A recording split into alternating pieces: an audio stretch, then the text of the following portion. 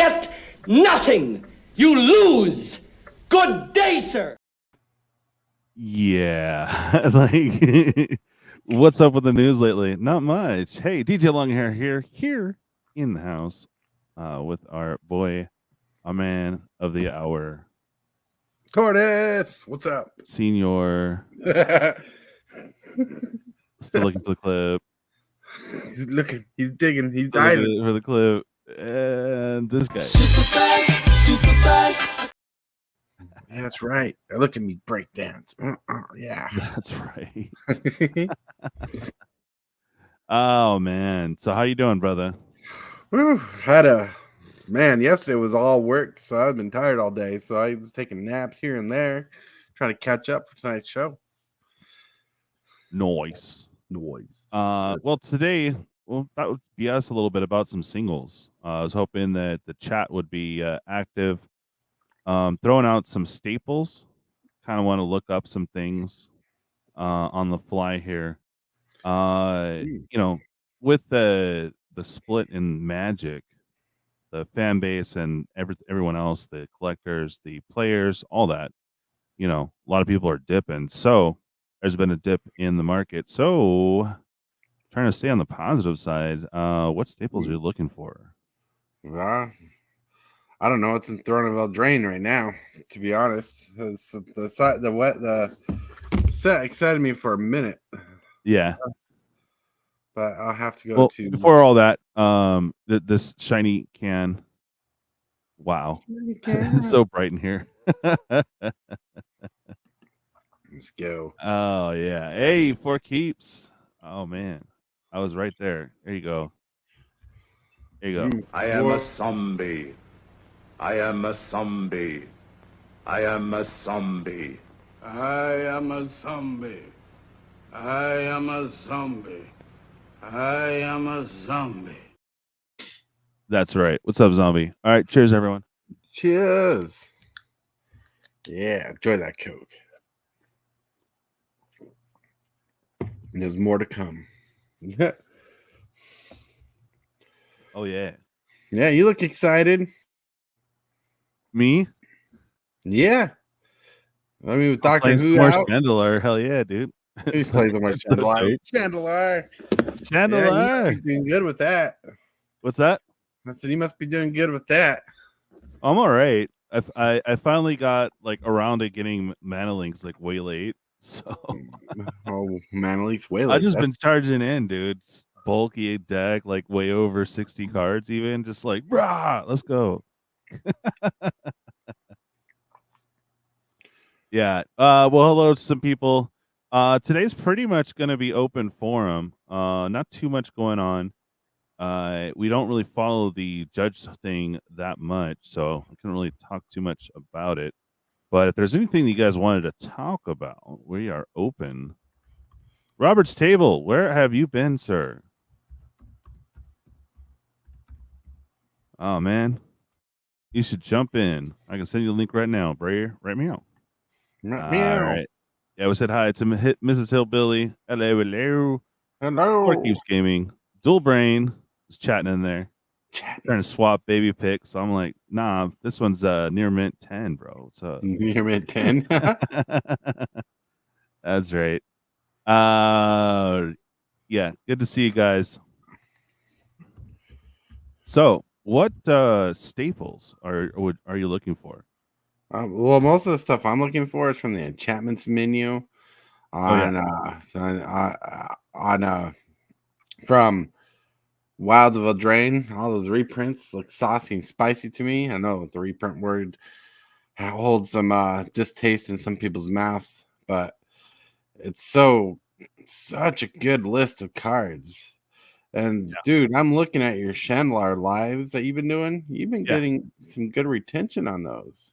Yeah, I plan on doing some more. Finally got the tune, or what do you guys call them? Some people call them tunes, some don't. Your character or whatever. Went mono red. It's been an interesting journey. Hell yeah. Yeah. So you get into some spots, buy the cards you want, and this one's the OG. So it's you're limited to the old school, and it's getting me to be a better player. So even though my deck still sucks. You can always become a better player, Oh yeah. But it is good times. I know everyone's have been asking for that. I'll have to make a thread or drop in Discord so people can go and enjoy that if they can get it to work on their rig. I mean, it doesn't take much, so I think any computer can run it as long as you can download it off of like a torrent. So it's cool. Ooh. You have Artist Proves Winter Orb, one printed on the back, and you're watching a 4th Ed Howling Mind proof. Want to have painted. Nice, dude. Let's see. There we go. Sorry, I was looking up the list for Wilds of Eldraine. Oh, you were just focused on that. Yeah. I'm just talking about in general, bro. I'm not just Wilds. Well, Let's see. Well, what is it? We got Omniscience, which is a card I want.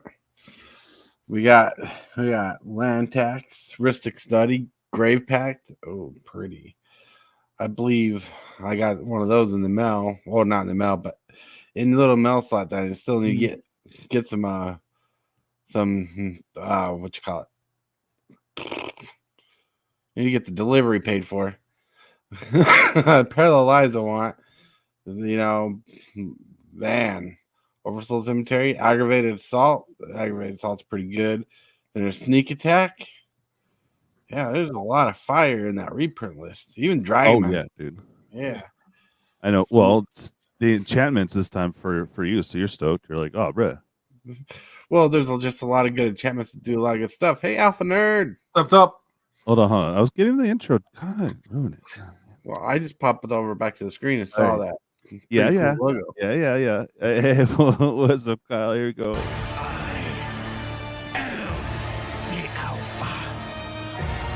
I've always been the Alpha! There you go. What's up? What's that? How you been, man? Good. It's been a crazy couple weeks. Yeah, no, I hear you, brother. Man. So yeah, since we're in a dip, like, I don't know if you're still playing, you still plan on playing, which, whatever WotC does, you're still gonna play, right? I mean, I would hope so. Yeah, I listen. It has and I missed this out last week when I wish I was able to come on, because I forgot to talk about what a spit in the face it was to the players with the Lord of the Rings reprints of the One Ring and all that. Yeah, where they clearly didn't ban it when everyone had an issue with it for the pure sake of they wanted to make these sales. Yeah, exactly. And you're gonna get another version, bro. 2 versions: the scroll version and the poster art version. Yeah. And there's a number 1 apparently. Yeah. I don't think they're serializing the ring, but they're doing like I don't know, 10, 15 cards up to 100, I think. Yeah. So, or 400. I don't know. It's bad taste. Let's just be honest. But it's the weird 70s art where you can't really read it. Yeah. So yeah, it doesn't help. Some of them look cool, but other ones are like, what? I can read it, but my mind's like, no. Yeah. And then this one, when you messaged me earlier, I told you about I wanted to talk about the Judge Academy thing. Oh yeah. Go ahead. It's open forum, bro. I don't really follow it that much or at all. Tortoise, do you see it at all? Yeah, the wizard separated from the Judge Academy. Yeah. So yeah, they're just clearly stated and it was right before a big event, and one of my buddies is a judge, and I stopped being a judge this year. But we were dying. I was dying. I walked up and I was like, hey, so what does this mean? And, they were talking about it. He goes, they just went to a bunch of judge conferences where they didn't have promos for judges. Oh, wow. And they weren't going to be getting any because of this going on.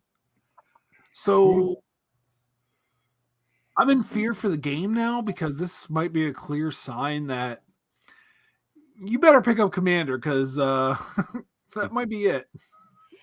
Right, because it's a format that doesn't require judges. Exactly. Because, I mean, they said they're going to do some stuff with it and do their own program, which is fine. Because I do get part of their issue is there was a mass influx of judges because of how easy it was to be a judge through Judge Academy. Right. There was a mass influx. Run, Robert, where are you? I could listen to you say this stuff. Yeah, Robert, I sent you the link. He's I like, know. Judge Academy sucked. You need a better management system. I'm like, come on the table, give us your input. Yeah, right. Like I know the system wasn't perfect, and I know a couple of people who got into the Judge Academy to become judges, and and honestly, not to sound rude towards judges, because I know they do, like, some people sacrifice a lot to be at those tournaments because they don't get paid diddly squat. But like the only thing that being in part of the Judge Academy did for people was let them say, "I'm a judge." Yeah, that's exactly what it was. I paid $100 to say I'm a judge.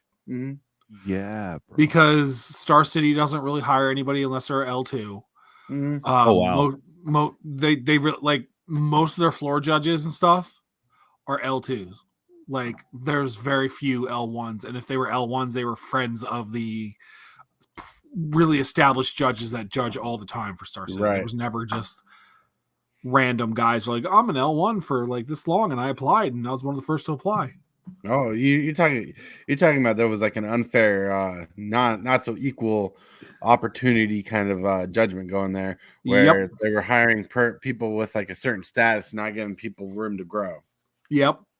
Because I applied to a bunch of stuff and they would not even really have me. Like I remember back in the day before the Judge Academy was a big problem, because they had some problems like a couple years back. But like well, it's way more than a couple years back now. It just doesn't feel so long because of C19 hitting us. But like I know for a fact that out of the two people I know that became judges, only one of them really had a pretty average judge job, not literally a job, but I say a job because he worked it regularly. Yeah. And it was free work at a local game store, with some benefit of the store compensating him a little bit for being there during tournaments. Yeah. That's like the second biggest thing I've seen for judges who go to the Judge Academy is they get more pull out of game store saying, hey, you're a judge, why don't you help us out with this tournament? We'll pay for your entry to play, or we'll give you this, for the night, or we'll give you drinks for the night. Nothing really substantial, sadly. Yeah, so it's like it and like I said, I have a couple friends that are judges, and they're really kind of mad right now because not only of how they're handling things, but then they got those lands. And now I wouldn't say amazing. They're good. I said basic. I thought you said amazing. I'm like, no. I was trying to emphasize the basic lands. Yeah, they basically. Basic. But here's the thing. You know what they did with that is they saw that the original Judge basic lands went for gangbusters, because I remember they were $400 a pop. Mm-hmm. And they were like, oh, this will strike just as big as it did the first time. No, it doesn't, because you guys overprint it now. Everyone has it. There's too many judges, so every judge has them. So they're no longer special. Fun fact. Maybe I have to recheck myself, but the Judge promo version of Overwhelming Forces is the cheapest copy of that card you can get. I think you might be right. That's why I got the Judge copy I have. So it's like, my concern right now is with that is what's going to happen to the game, because now we're going to see a mass drop of judges. Mm-hmm. Well, we need to see some solidity and leadership from WotC. Yeah, okay.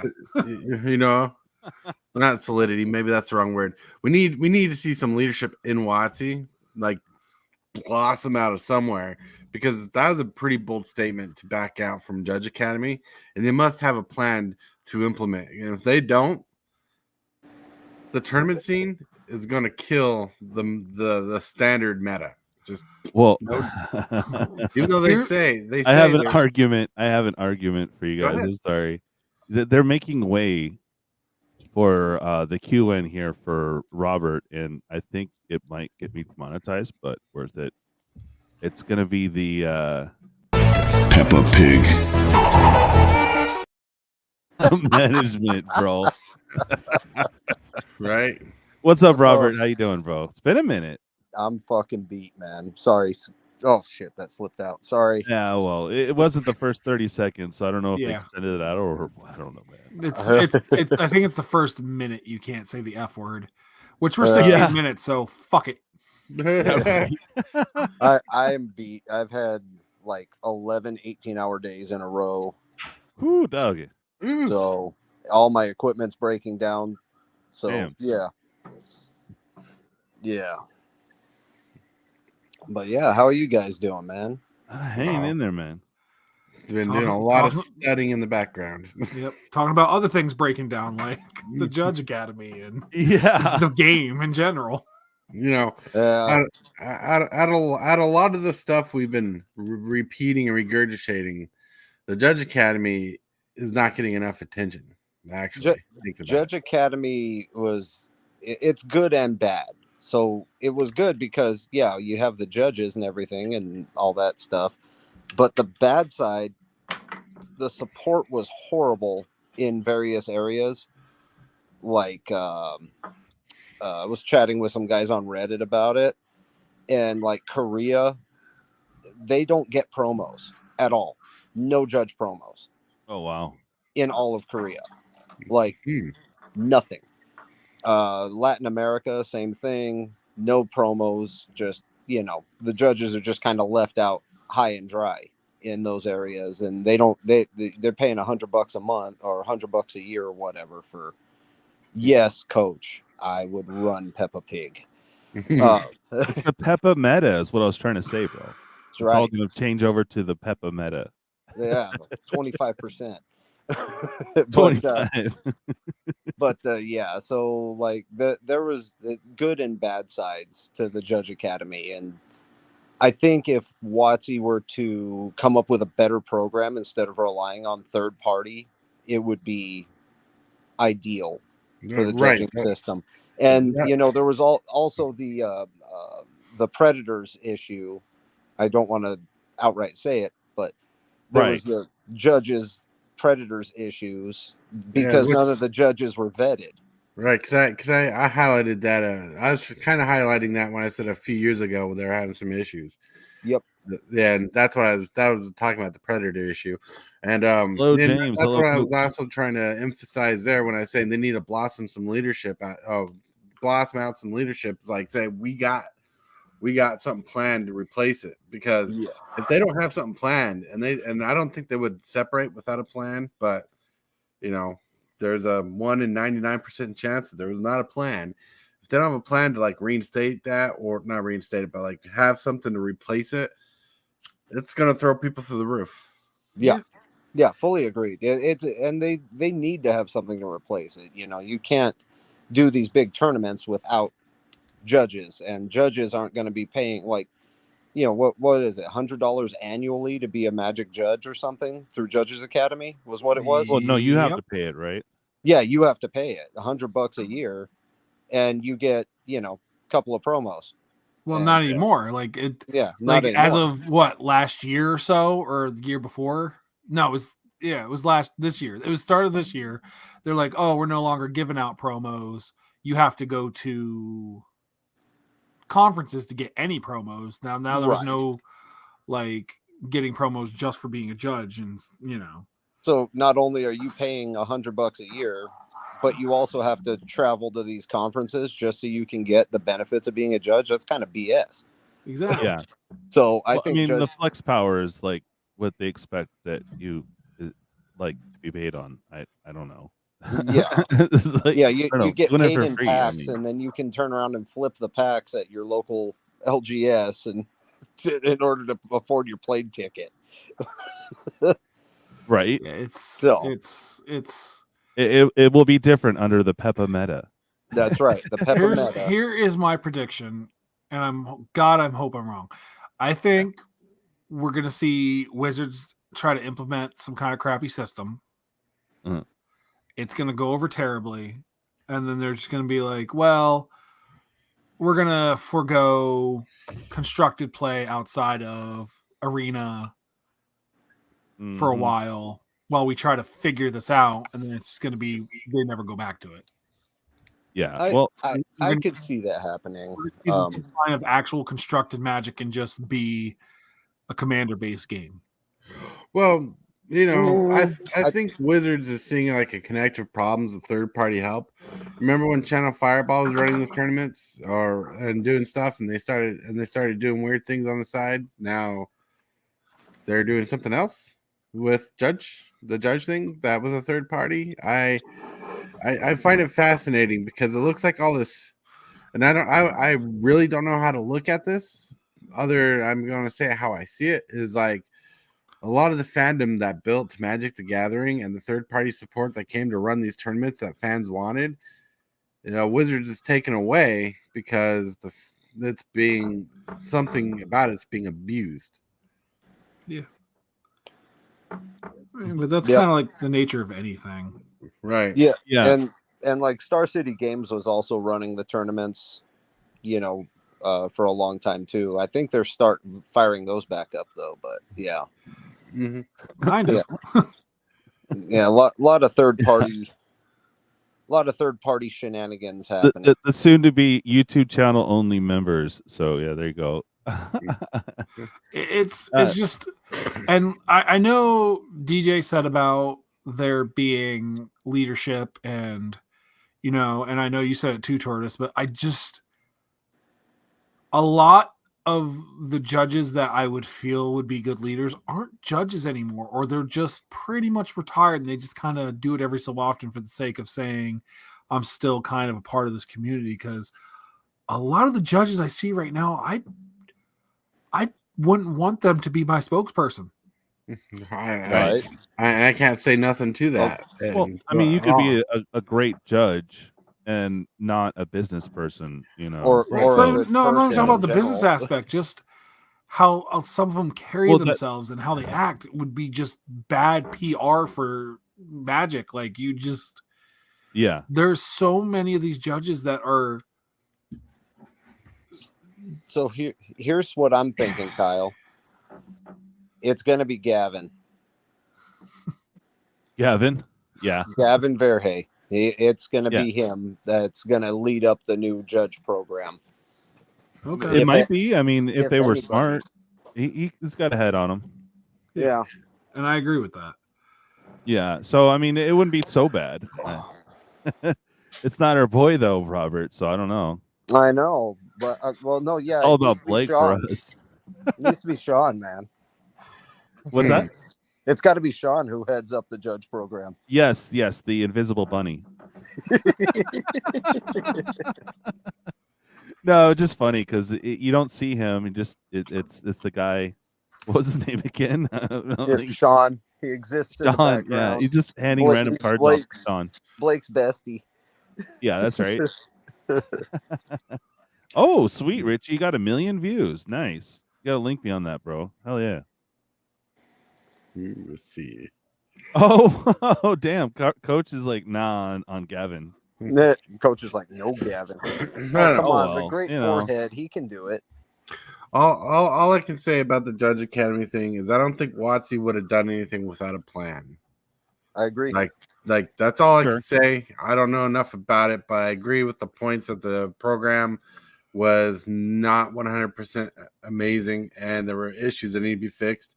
And the only way WotC can fix it is to fix it themselves. And so, so like, who knows? Maybe they'll start a maybe we'll get like a basketball sports type thing where they'll hire a judge program where people go in like coaches and independently get trained in being a coach, and then go apply for job requirements at certain things, and they can do the background checks there. Who knows? That's what I was thinking, that they would make judges official WotC employees, but paid in cardboard instead of cash money. And you get, some perks and stuff like that, but then they can do background checks on you and make sure you're not a creep. Yeah, exactly. It means something. I mean, because you have people that are under 18 playing, so Well, one thing I believe, I can't remember who said it a long time ago, but I agreed with their stance on it, was they need like a couple locations that are guaranteed to be where the championships are going to be, like the tournaments. Like say Las Vegas is one place, and there's one place in Las Vegas that's guaranteed to be like the top of the championships, and like say I don't know, New York, just throwing out a name there. Yeah. Like New York has a place for a championship, so people know where to go, and they can rent out buildings, and people who are running the tournaments can do all their work accordingly and do all their and not have to worry about the stresses of setting that stuff up, because they'll have the time to do all the necessary background checks and financing on the side to do what they need to do. Oh boy. Casey. Yeah. Yeah, bro. Just yeah. Oh boy. I agree with that. There should be some checks and balances there. I mean, they can't let anyone be a judge, but right.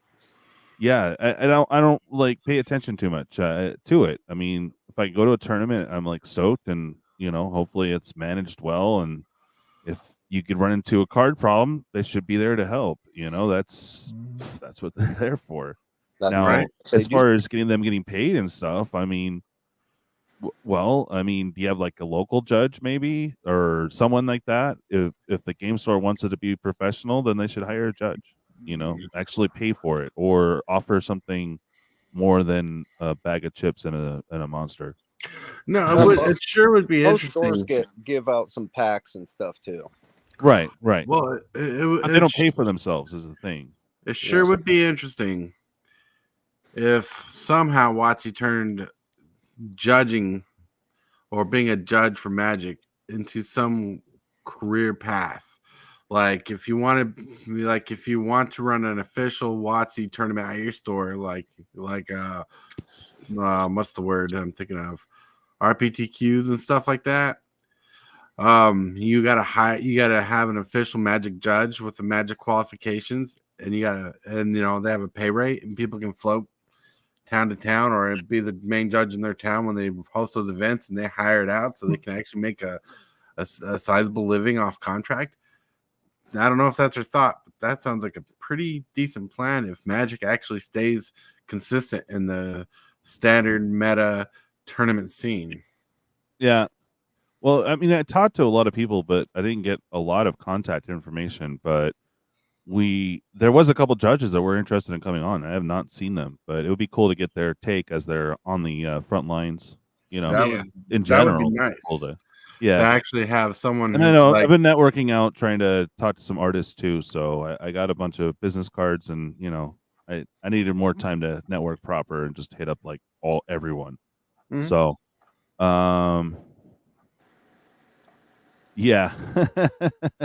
Hey, what's up, Twiddler? How you doing? Yeah, Benson, I hear you, bro. Yeah. I'll be the best judge. No one can be better than me at judging. I hear you, Robert. So Robert. Yo. What staples are you needing for decks? We should look at some staples that I need. Well, yeah, because I mean the price has dropped. We're in a dip right now, so might as well take advantage. I'm just wondering. Robert, I need to get a hold of a couple more revised duels and. Oh, you're going old school. That's a good plan. Oh yeah, always. Oh yeah. What about anything more modern? I need one more Mox Diamond. More modern? I don't really need anything modern, to be honest. I've got it all so far. Oh, Twiddler was asking about the Amazon dump. Did you get Nope. anything? I didn't really see anything. There's one thing I want to buy because I want to keep mine sealed, but that was 34. I was really tempted, but kind of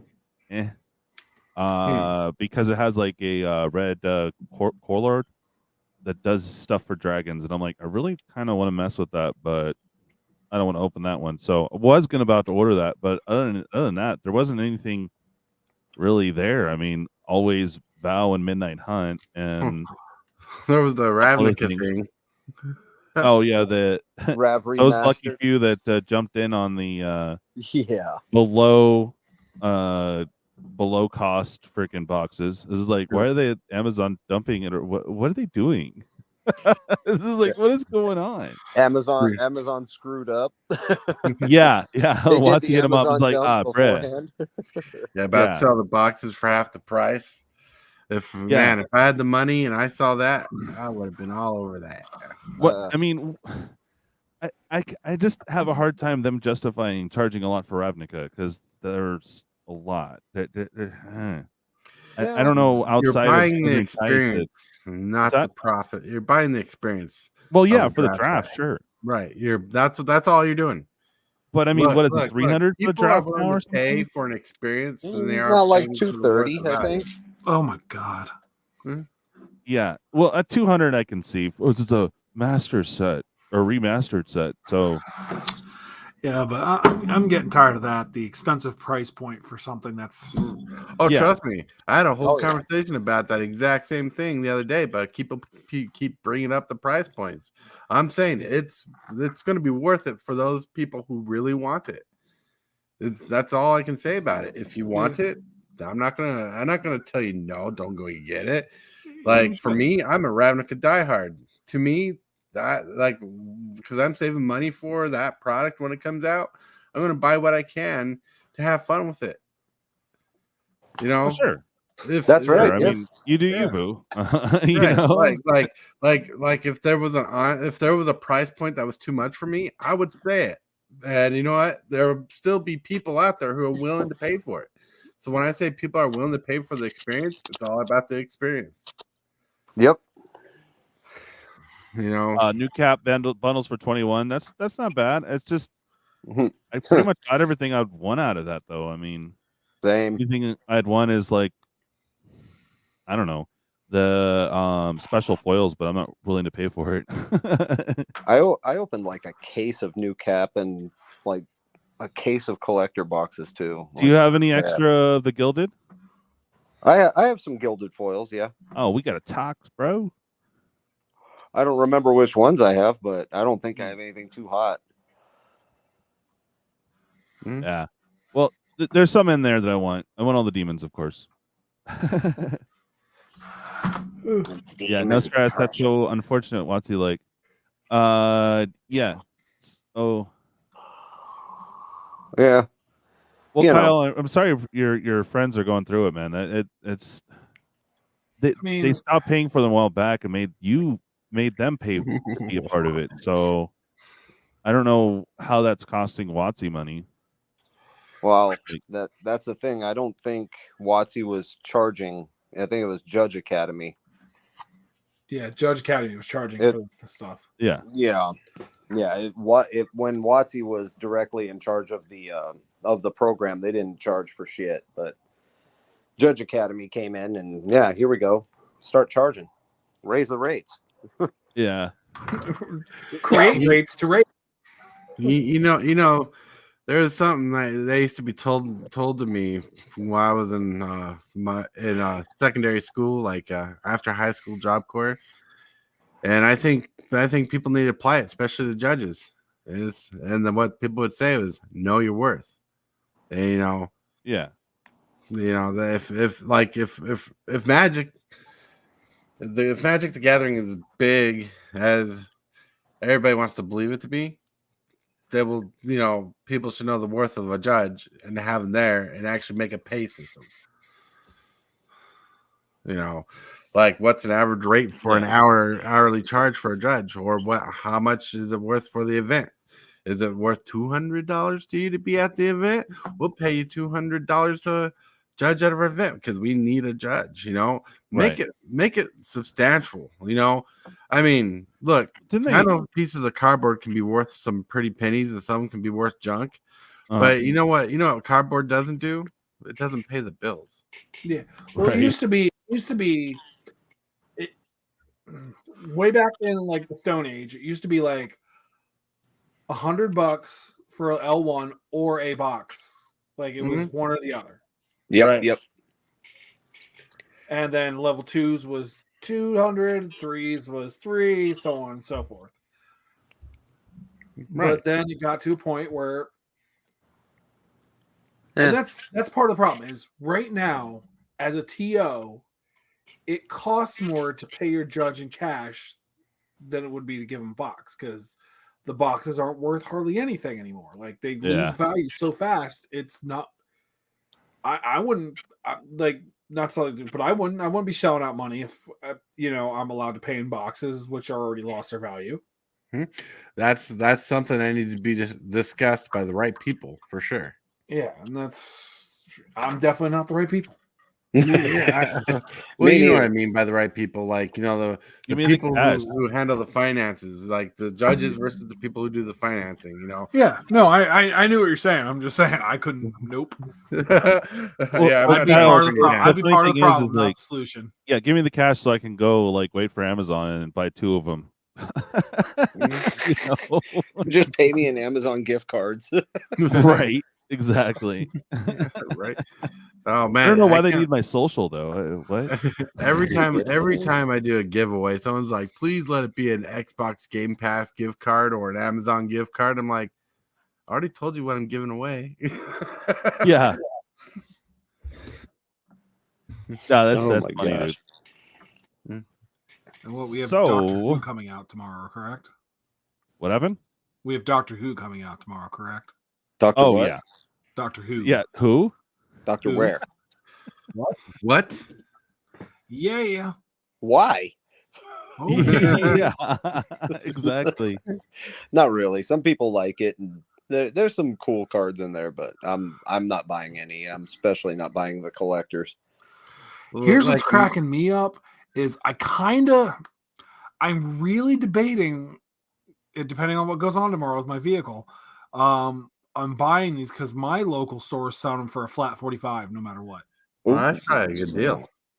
You might ought to look into that because some of what? these might be some legacy hits. I'm not sure. I haven't really looked, but you never flat know. $45 per deck. Doesn't matter which one. Mm-hmm. Nice. My problem is I don't have jack crap for money and I'm about to shell out to fix my car. God. Yeah. I'm in a similar boat. I don't know. I put pre-order prices out there on Doctor Who. No one bid at all. So it's like, okay, well, I got the lowest I could find for you guys. Look, yeah, I'm gonna cover my bases first before you get into this conversation about who wants Doctor Who or whatnot. Why would I want to buy Doctor Who when I know Jurassic Park's just around the corner? Exactly. Super fast. Yes. Dinos. My money's going into dinos. That's if right. You can invest in an English guy and a freaking phone booth or dinosaurs. Which one do you want? Dinos. Dinosaurs. I don't know. I can't.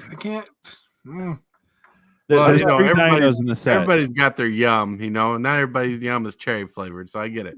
Yeah, that's true. If it's not exorbitant, there's 3 dinos in the set. I might pick up all 3, but mainly 2. There's the green one and the red one. Those are pretty dope. I know there's some good dinosaurs in the set, but none of them have Ian Malcolm on the picture. Yeah, exactly. Think about that. Yeah, that's true. I know we're gonna get the doctor too, so I'm bet what are they gonna do for him? Mm-hmm. It's cool though. I'm more excited for that, and also a set that's not exorbitant. Yeah, and I know there's a heavy fan base for Doctor Who, so those people who want Doctor Who, they're going to get Doctor Who. It's what they love. They're willing to pay. I don't think the interest was there because they short printed, so that's the only interest, I guess, or they're trying to get interest, but I don't know, man. Yeah, is this another one of those things like, oh, we short printed it, wink, yeah, exactly. wink, then all of a sudden it's going to be everywhere. Yeah, You know, yeah. Oh, we're all out. Oh, that's only wave 1. Wave 2's like go slow. You're like, bro, whatever. Honestly, it might have taken them a while, but they should have secret layered the hell out of the decks. So you're guaranteed to get the deck you want, and they'd actually print it to demand. Yeah. Yeah. No, I hear you, bro. It's I just not jumping. No one was jumping, so I put it out there, and no one was jumping. Yeah. So Jumping. and they didn't get a lot of interest, just kind of minimal on Throne of Eldraine as well. So could be the money thing, could be just lack of interest. So yeah. Hey, Fish Games. Ayo. Yeah. Like for me, the money wasn't it was the interest. So I'm just no, I've never been into Doctor Who. I think I might have seen one episode once, like 30 years ago, and just it never hit me. So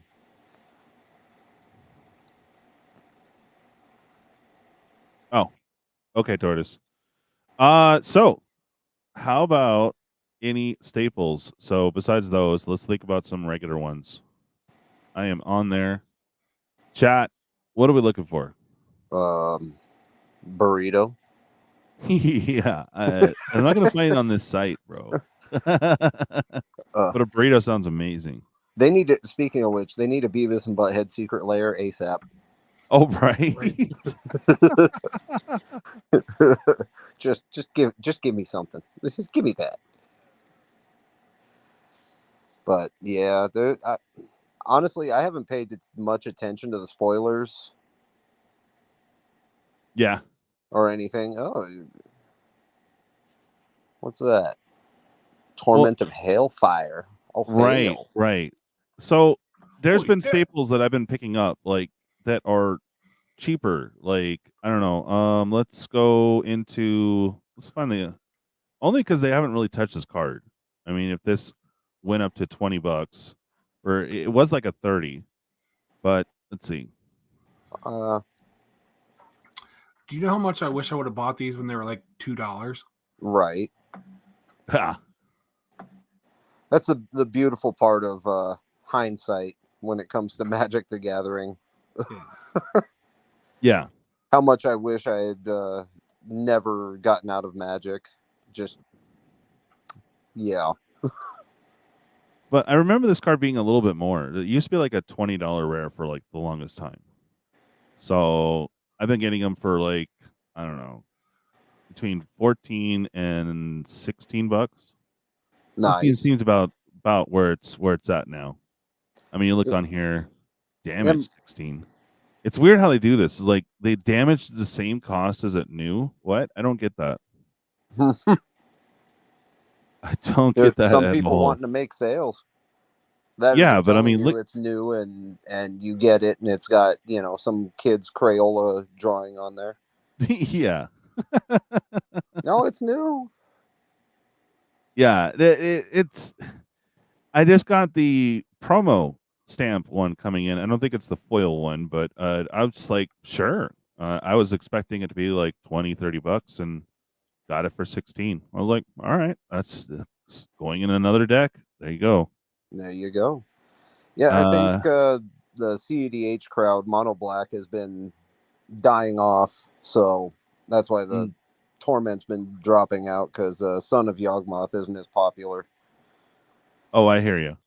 But still good in decks, so good for $16. I mean, I'm sure it'll hit another spike if there's another mono black or something that could do things. What's another card, man? Dave. Yes, Dave. Yes, every damn day. Right. By the way, hi, Dave. Yeah. I was like, Dave. Yeah, Dave in chat. Dave's not here, man. Dave's not here, man. Yeah. No, Dave in chat.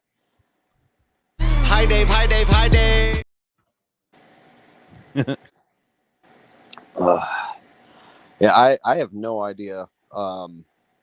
Let's look at some Shockland prices and see where they've plummeted to. Oh, sure. Give me a name. Blood Crypt.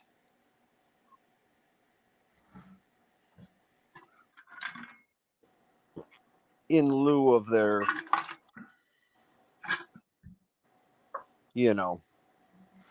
pending reprint. Let's see if I can get the special versions too. Here we go. There we go. Nice. And high to low. There you go. 14. So not bad. Fancy's up there. That Galaxy still. I remember when I was over 100, dude. Yeah. I was like, that's over 100 much. just a couple months ago. I mean, I won them, but not that bad. Right. Yeah. All right. 15 for original. Oh, which one do we want to look at, bud? No, that's fine. I can see the prices right here. So what, 13 to 18 bucks for the various printings? Yeah. About what I expected. There's the new one coming out. Rav Remastered. Yeah. It's all right. Give them the shocker. I'm looking forward to the retro prints. Oh, Same. yeah. Same. There you go. Look at that. That's beautiful. That's cool. They haven't put a pre-order price on it. Nope. They're not even doing it yet. Nothing. But they, a lot of people were scared from the Amazon pre-sale screw up. So they're like, "Oh, what, dude?" Right. So probably most of the stores cut their orders massively. I used to believe in Amazon and their ability to manage their inventory properly at some point. Yeah. That no longer exists. That belief, that faith. What was that? That faith in Amazon and their ability to manage their inventory no longer exists. Oh, dude. Like, the Amazon dump, everyone was stoked. And it was just like, they get to cycle through all their returns, Yes. I was like, oh, you think you had a deal? Or really? Amazon still made money. Screw it. Right? Yeah. Yeah. It's bad. Remember when we didn't go back to Ravnica? Me neither. Right. Michael Superpecker, what's up, man? How you doing? Remember when Ravnica came out and then they announced Return to Ravnica and everyone was cheering? Yeah. And then people realized a year later that you could still buy the boxes. Oh, right. And now we're 10 years later and you can still get them for about the same price. Yeah. It was just like, what? How did they think that freaking Midnight Hunt and Vow would be like so amazing? Return to Innistrad, bro. Well, no, that was the wait. You're right. It was Return to Return. Yeah. Yeah, because we had Innistrad, and then there was Shadows, and then now Crimson Vow and Midnight Hunt, and then we've got Innistrad Remastered to look forward to 2025. Yeah. Everyone get excited there. Yeah. I'm like too soon, bro. Just too soon. Too soon. It seems too soon because we got all. No, it was 2 years ago, or no? Oh no. Okay. It was 18. So yeah, but what 5 years old, I guess. But hopefully, a lot of the original stuff that was actually a good format. A good draftable experience.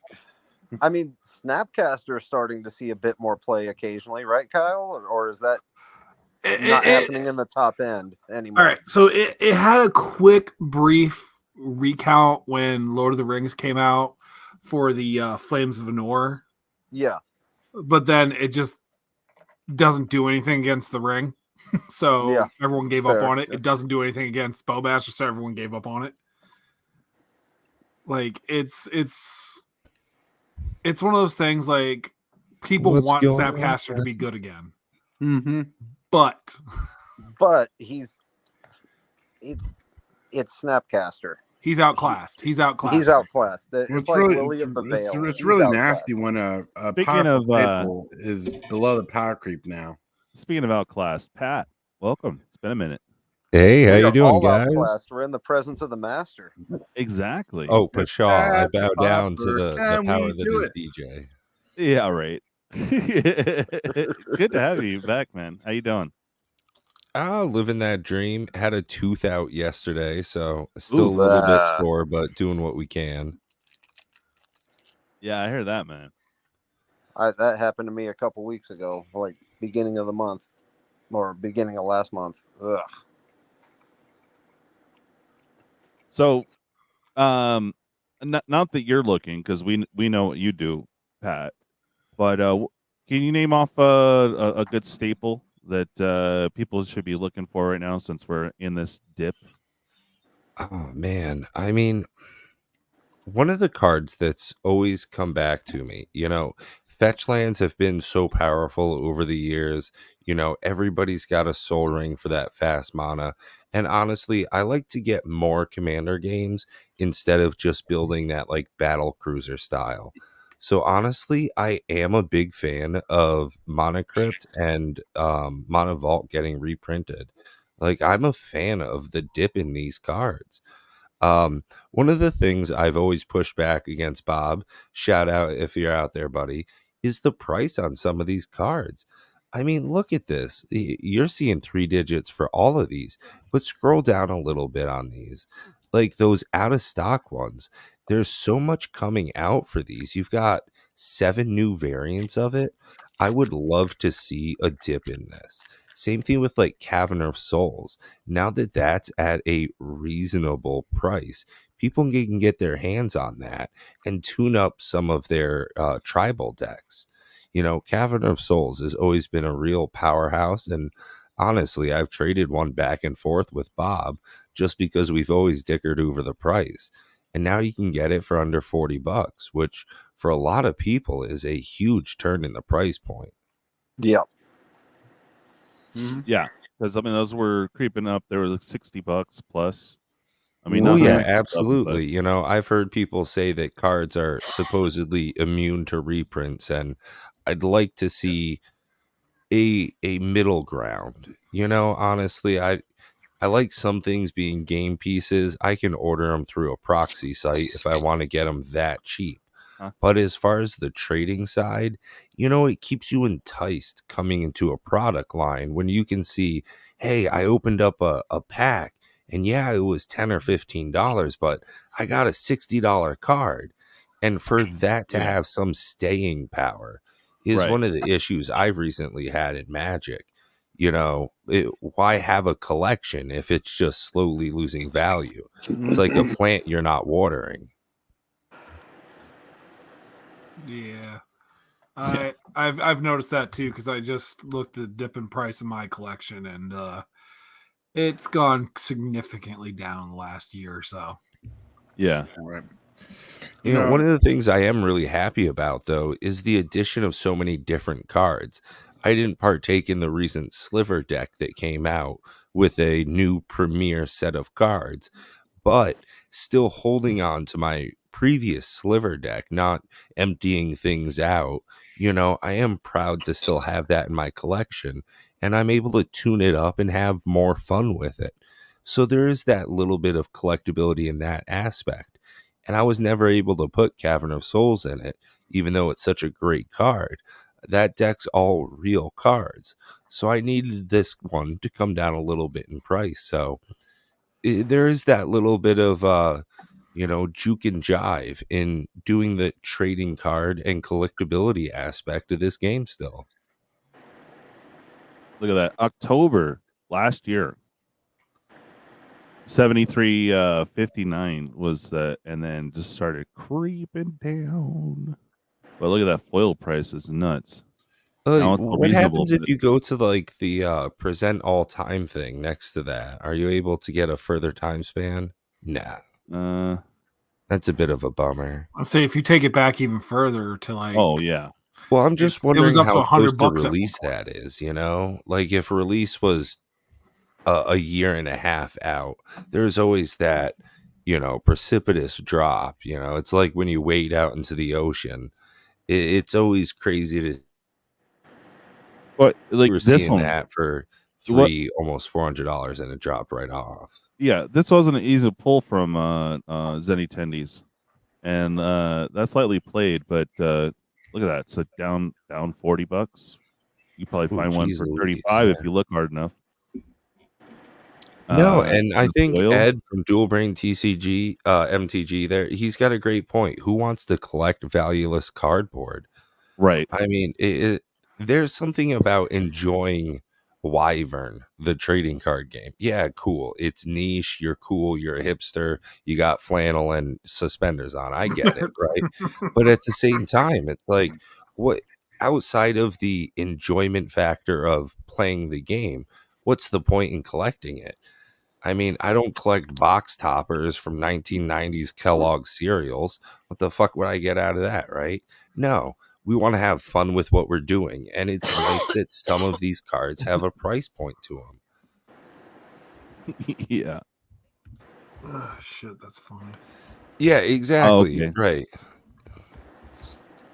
Maybe if it was a cool card that somebody in your, actual community, tricked out, somebody's got some cool, All artwork right, that they're Robert, putting on thanks these. for hanging out with us, man. Thanks, guys. I got to head back to work. See y'all later, man. All right, Take brother. care. You all, dude. Man. Right. That's one of the problems I see with WotC right now. Like, as much as I enjoy cheaper cards, doesn't mean I root for it all the time. Is that WotC is trying DJ, to there were force some new lands collectability? coming out. Yeah. Like, WotC's trying to force collectability in ways while sustaining a cheap market, and it's really hindering. I mean, look at Troll and Toad. Yeah, they gave up. I was gonna say, I was about to bring that up. They gave the fuck up. And I think that's a very good predictor of how some things are going in the market. TCG Player being bought out by eBay is similar to a Walmart moving into your trading card game. Right. It's hard for the smaller mom and pop, air quote, companies to keep up with it. Not just your GameGrove.gg, shout out Louie, but also your other stuff like Troll and Toad. I mean, yeah, they've been around for 25, almost 30 years. But on the flip of that, how are they able to compete with such a conglomerate? Nope. Damn it, agreed. Tortoise. Our dino's Dinosaur. expensive. Right? Yeah, $27. Really? This is the regular version. My thing is, I don't know. What's this damn thing do again? What's that stupid thing do again? It's a 7-drop. As a historic permanent enters the battlefield under your control, it becomes a 7/7 dino creature in addition to its other types. Why is that fucking that much? $50 for the foil. Yeah, like it's cute, but it's a 7-drop for Because 7. of the short change rumor, bro. And it's not really a rumor. Like all the stores, they ordered like 100, they got like 10. So that's what they did, like all throughout. I don't know. I don't have a LGS that I'm like really close knit with locally. Else I would have more info for you. But, bruh, they shortchanged the collectors orders and also the I'm not sure about the decks. I think the decks should be more readily accessible, but the collectors they shortchanged so many stores. It's dumb. The lands I was talking about are the Lost Caverns of Ixalan basics. Oh, okay. Yeah, we can go over there, sure. Mythic. They're actually on TCG Player.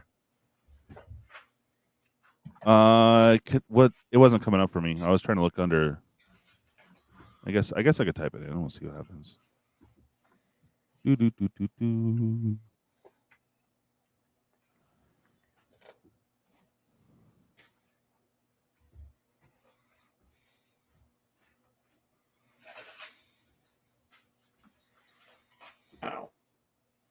Of Ixalan.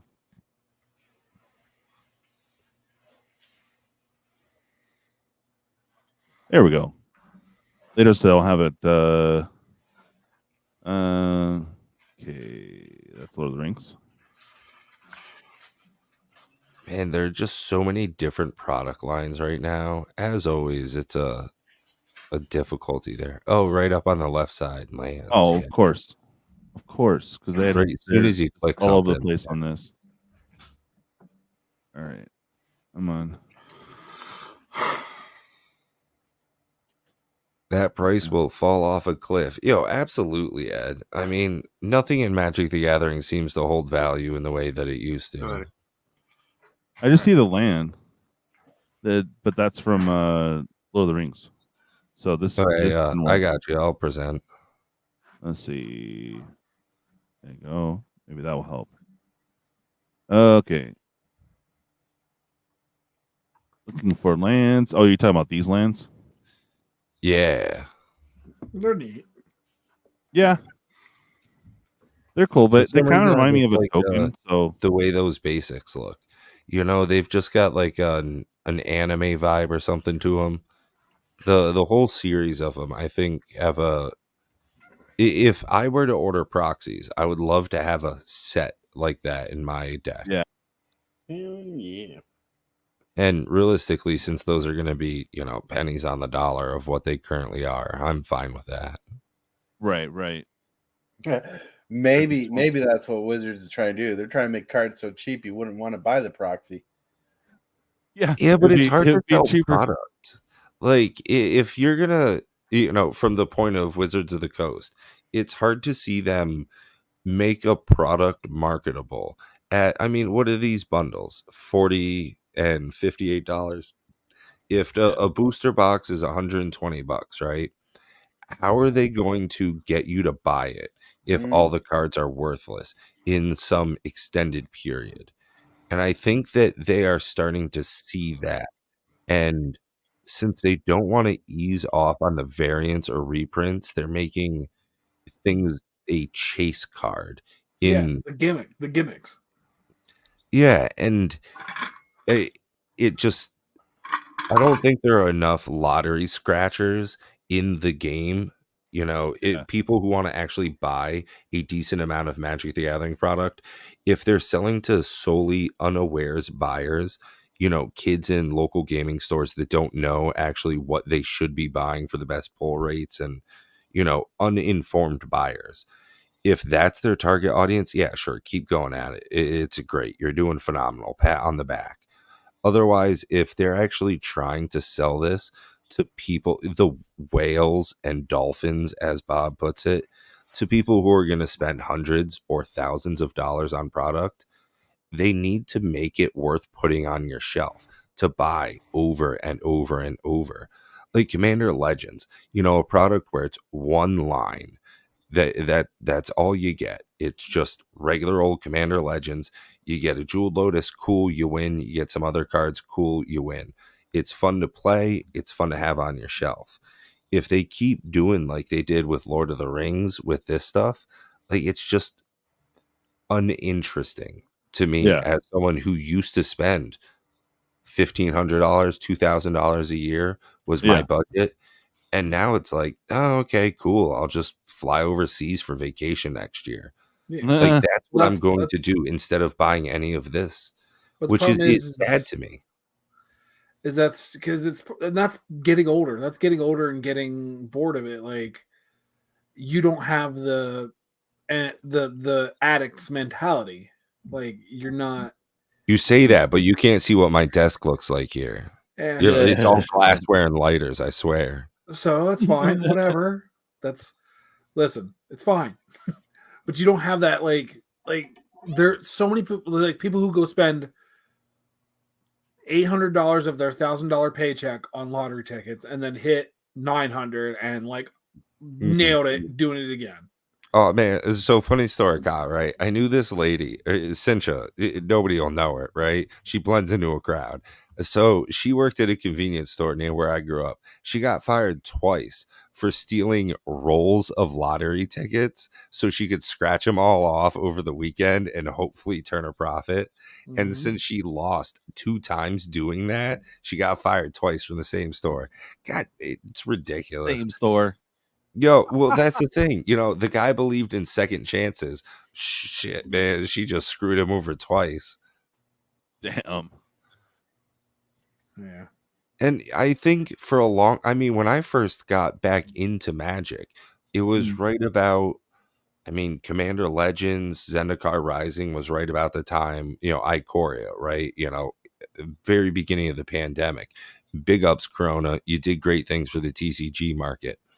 I got back into it, and one of the biggest things for me was the financial side of it. It was phenomenal. From Rudy, as a patron, I was able to get cases at a pretty fair price, open things up, sell the box toppers, rip the packs, make a profit, build decks. It was a great time. And things have shifted so much that, and very quickly too, it felt like 6 months, maybe over a year, how things are in the market, how I interacted with cards and sealed product changed very much. And it's still difficult for me to get acclimated to, especially as I purview into other TCGs, Lorcana, Flesh and Blood, stuff like that seem to be handling things completely different.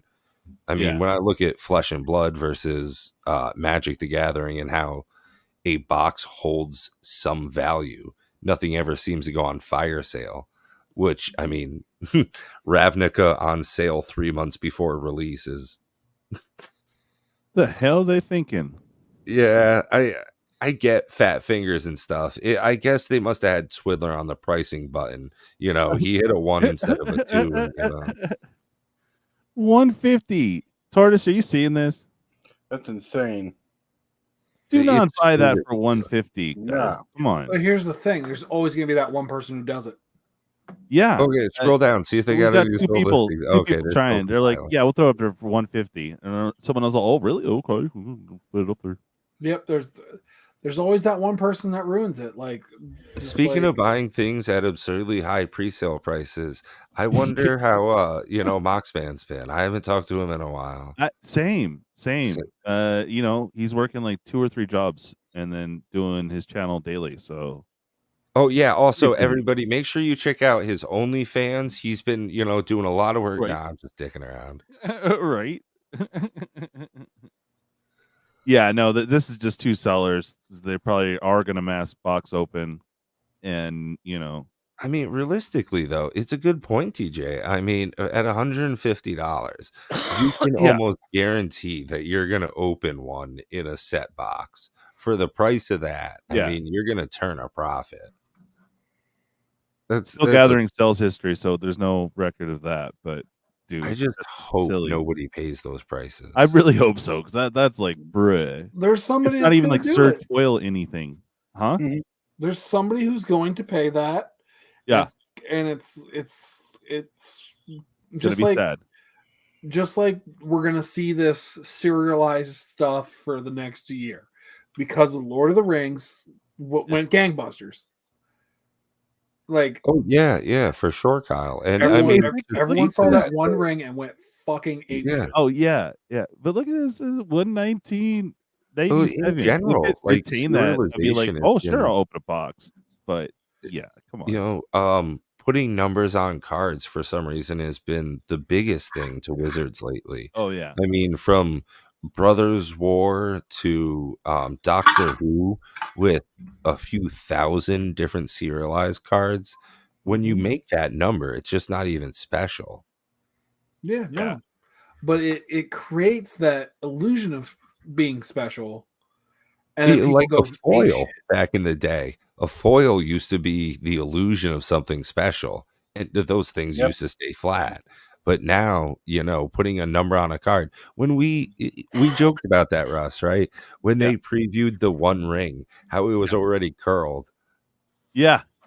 It's like making the most special card that they've ever produced came out with manufacturer's defaults, and it's hard to give them any leeway at this point because it's been 30 fucking years, guys. I mean, I know I'm just beating the drum, but dang, man, it's tough.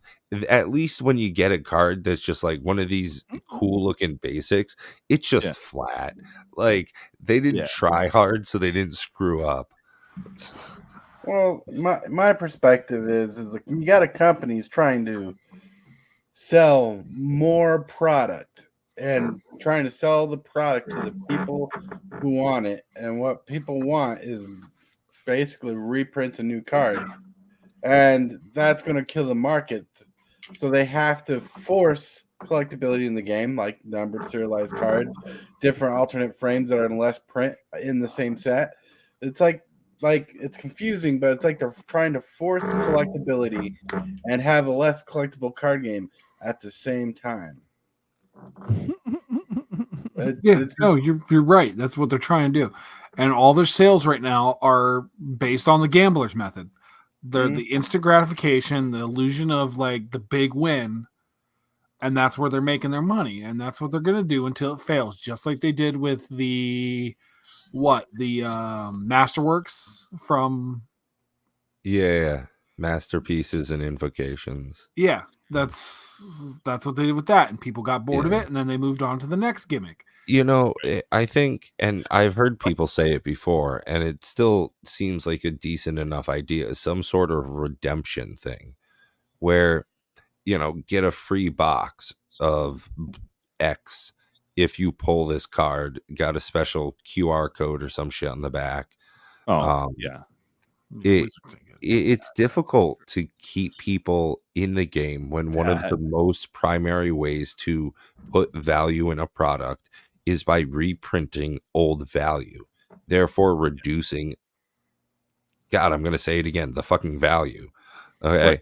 So like their other option is to keep increasing power creep. Yo, what up, Dave? Look at that.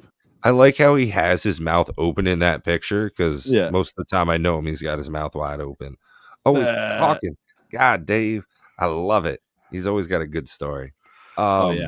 What's not a good story is how quick Magic has decided to put out new sets and just continue along Yu-Gi-Oh style with the power creep. Yeah. As we saw, there was a card out of one of the new Lord of the Rings special collectors, holiday, whatever. Legolas is something or other. For 1 green, it's like the most beefiest snakeskin veil plus your mom. So it's just the power creep continues right along, as we're seeing with some of the new air quote bangers, right? Yeah.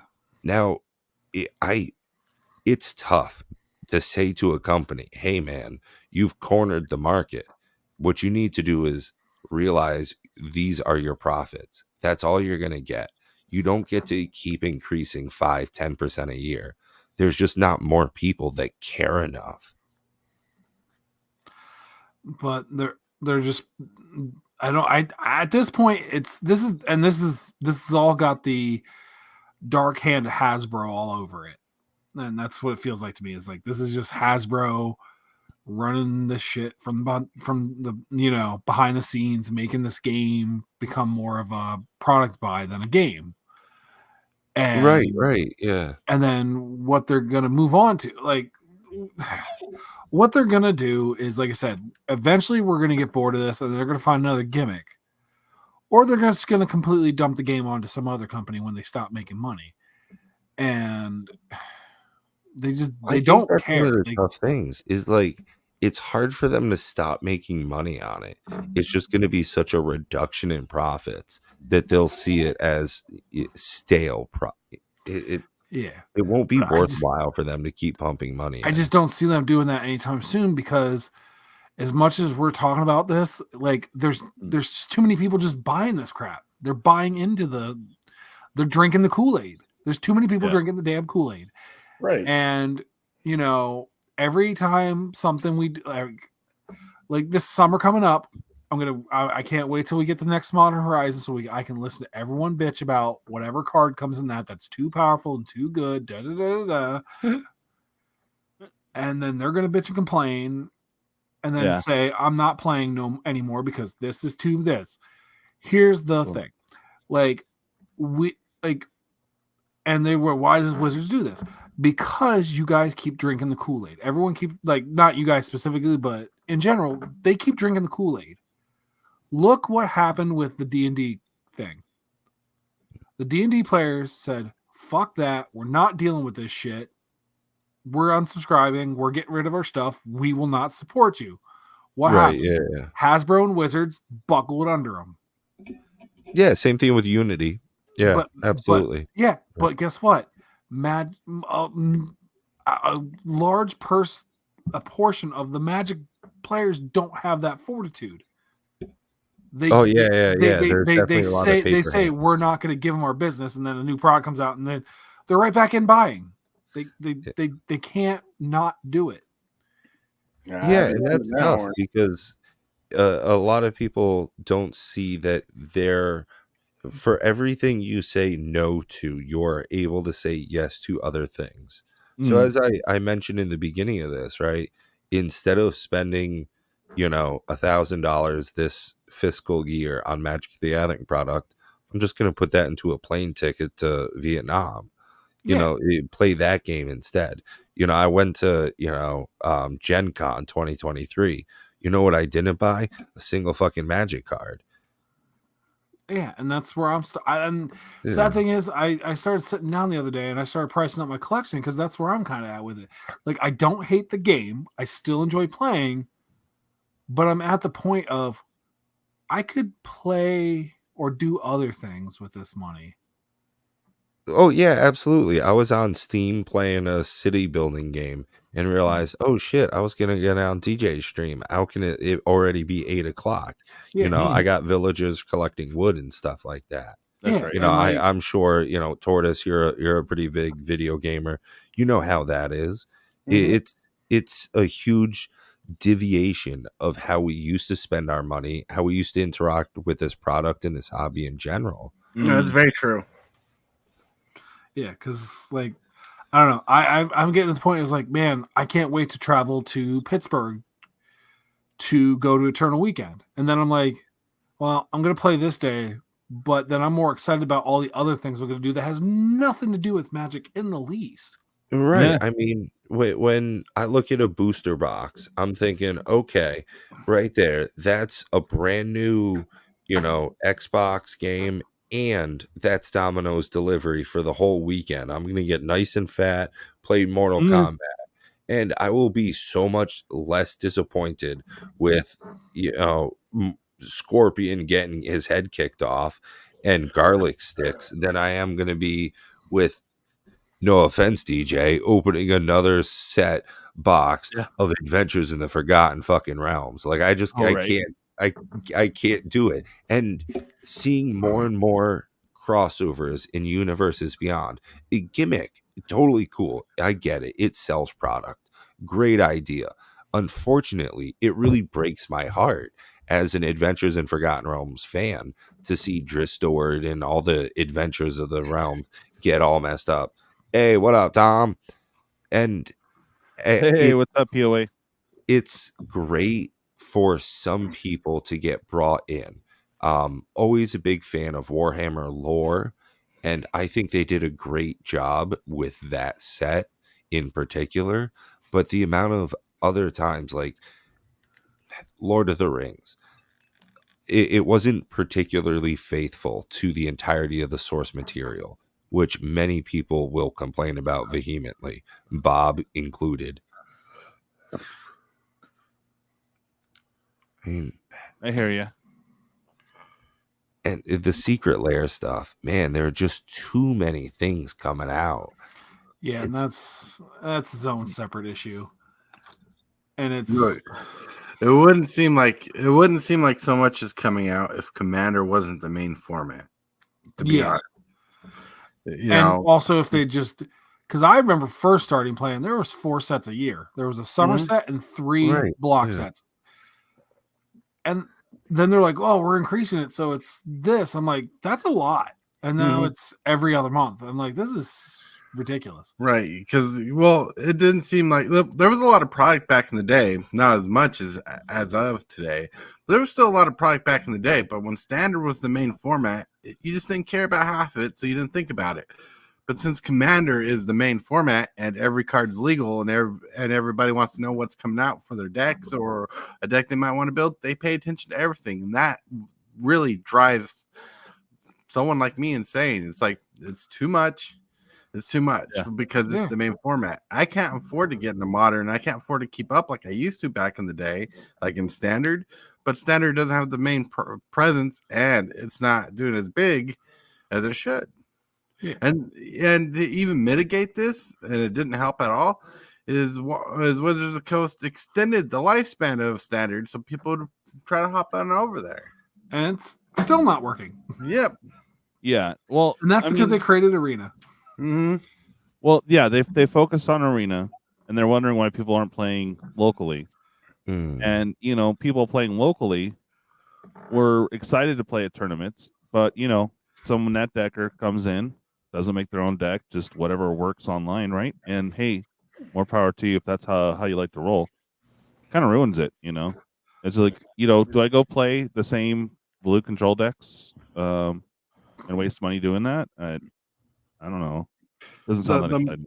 The most painful part is the unspoken victim here, and that would be the local mom and pop shops. So exactly. Game stores, they're the people who are suffering. Like we talk about prices falling in the secondary market all the time, but when we do, we're normally talking about TCG player. We're talking about Card Kingdom. No matter how far the prices, they're going to be more okay with selling those little drop cards in bulk to people who are going to buy hands full of them than you are the local game store who doesn't have a flashy card that's worth money to sell and sell good quantities at much because their customer base is not as huge as the World Wide Web. I know it's probably been a few years since you heard that word, but the World Wide Web has such a huge amount of people going to TCG Player, Card Kingdom, Cool Stuff Inc., where they got cool stuff in stock all the time. You know what I'm saying? Yeah. Your local game and store. That's actually chill. Check out my affiliate link down below. Yeah, right. Still no luck yet. Like what you saying towards is exactly I what totally feel you, and it's difficult. Like I was saying, that push from stores that were a little bit more. I don't know, locally owned as Troll and Toad. Jeez Louise. Toad, yes. It's a reasonable example of something that started off reasonably small. And to go to eBay and TCG Player and stuff like that, yeah, absolutely. It's monopolization of the market. It's a reasonably common thing, and that's why they have a lot of antitrust laws specifically against that. And I don't think government's going to care. Real quick, anything Kyle was about going to say something there. Kyle, go ahead. About what Tortoise was saying when it came to the local mom and pop. My local store owner, me and him just sat down because a lot of our locals are bitching because he will not crack, because he cracks boxes. Every time a set comes out, he cracks 6 cases for a binder and a box to sell singles. Yeah. And right now, there's a big fucking hoo-ha over him not cracking more boxes after the set's settled. They're like, well, why don't you have these singles? Why don't you crack more boxes? Because it's not worth it. It's not profitable unless you do it 2 weeks before the set comes out. Exactly. Right. And if you're getting it when it comes out, then you're already behind and you already lost money. Exactly. And he's like, our local players don't get it. They're like, well, he never has anything. I was like, no, he has it for the first 2 weeks. Everyone buys it out, and then you guys complain because he won't get more of it in. I was like, it costs him money to go looking for that one card. Right, because the box, the sales from the boxes and cases being open is supposed to be able to replace the product to get more product. Right, but basically now it's they get X amount of boxes for their pre-orders, and sometimes they can't even fill them because they get shortchanged or whatever. Yeah, and then it'll be available for the first few weeks until they're gone, and there's no point in buying more.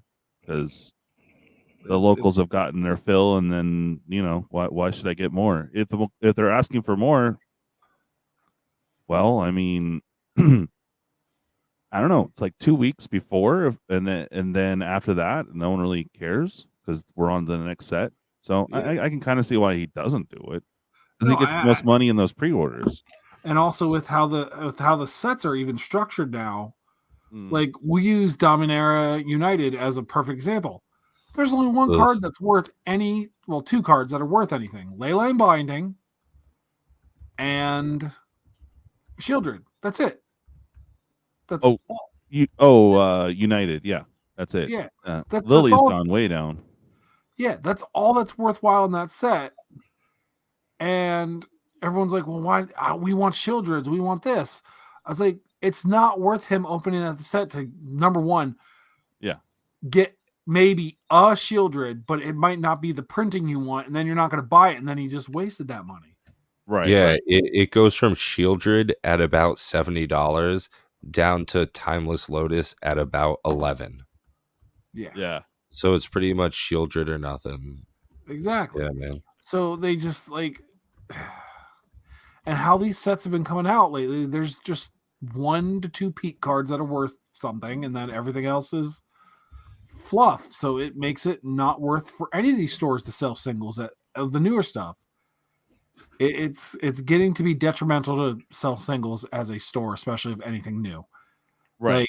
Like, now, master stuff are still worth it because there's so many hits in those master sets that people will buy them. Mm-hmm. Horizon set, same thing.